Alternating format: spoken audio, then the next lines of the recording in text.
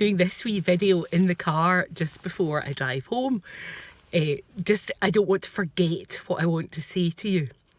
So after I put up yesterday's video about do you distract or not, we had another situation on a walk where that reminded me that I have actually another thing that I will do. So I was on a walk in a place that is quite isolated. I don't think we've ever met other dog walkers there. Although it's clear to me that people do walk their dogs there, we just so happen have never come across anybody. Anyway, today we met these two lovely young men and they had 4 dogs between them, 2 yellow labs, a golden retriever and a little golden cocker spaniel. Really cute. Now, I suspect, because of how isolated the place is, I suspect that their dogs also aren't used to seeing dogs there. And where we met, we were walking towards each other on a narrow path. I had Cullen off his lead, Roxy on her lead because she had been chewing on a lot of logs and we were just going by there. And anyway, these 2 blokes appeared at a distance from us with 4 dogs. 1 or 2 of the dogs started barking. One of them charged at us.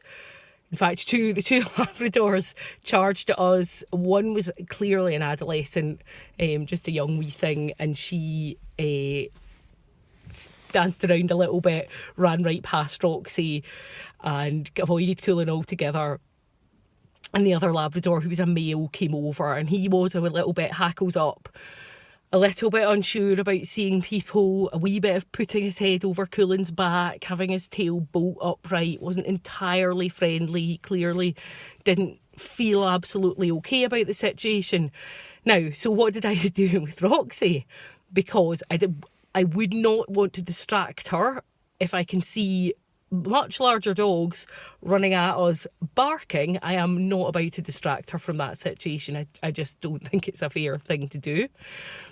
There was no way for us to escape, as we did with the Malamute, feeding her and moving away. They were in front of us and she saw them. So the whole feeding her and moving away thing wasn't going to work in that instance. So what did I do? I actually did nothing. I just kept walking. I looked at the 2 blokes. They seemed really relaxed. I looked at the dogs and although they were barking, they didn't seem like they were going to actually attack us or anything. They just seemed a bit unsure.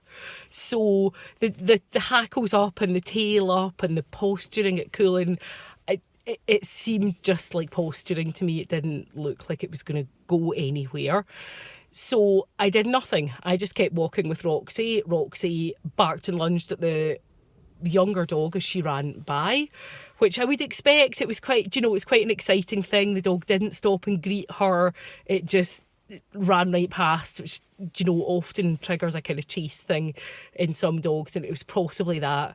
Roxy was then quite excited. We don't usually see people and dogs, so she did a little bit of barking, which she often does when she gets overexcited. The 2 young men with the dogs came over and they patted her. And she jumped up and down because she was really excited. Everything was fine. I said to them, "Oh, how amazing all your dogs match," because they did. They all matched. Cullen blended in with them, actually. I did wonder if they would even notice if he went with them. And they laughed and said that one of them had ginger hair as well. How funny. And we all went separately on our ways without anybody being upset or scared. Now, I appreciate it's different if you've got a really anxious dog. Roxy's not an anxious dog. She really likes other dogs.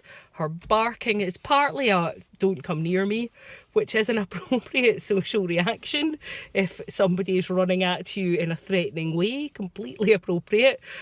And partly she was just excited. We don't normally see people there.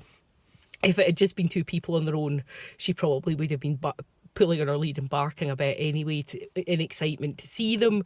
She wasn't so excited to meet the dogs, but had I turned around and walked with these 2 blokes, she would have been absolutely fine. So we just passed each other, had our little chat, went on our way. I took Roxy's lead off and threw her toy and she was perfectly fine. It wasn't like she was overly anxious, running back to the car in terror or going back after the other dogs to have a go at them. She was perfectly fine. So that's the other sort of thing that I sometimes do, is absolutely nothing. And I appreciate that there is a real luxury for me in there, because neither of my dogs has really got problems with other dogs.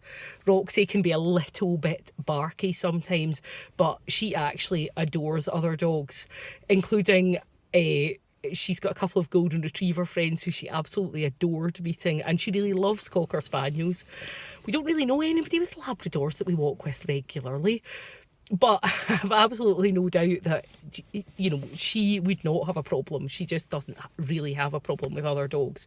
She has a problem slightly with excitement, but that is a different thing. So I thought I would just take this little video as a follow-on, saying as I was talking about it just yesterday.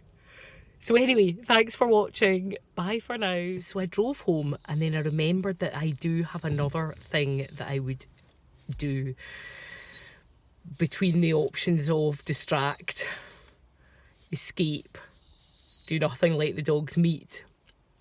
If I was walking with a dog who absolutely could not meet other dogs, and I was in a situation like the one I was in today where escaping would be a problem, then what I would have done is trained my dog to be okay with me popping up a pop-up umbrella next to them. And I would carry one with me on walks so that I could use it as a portable barrier between my dog and any oncoming dogs who might try to greet them.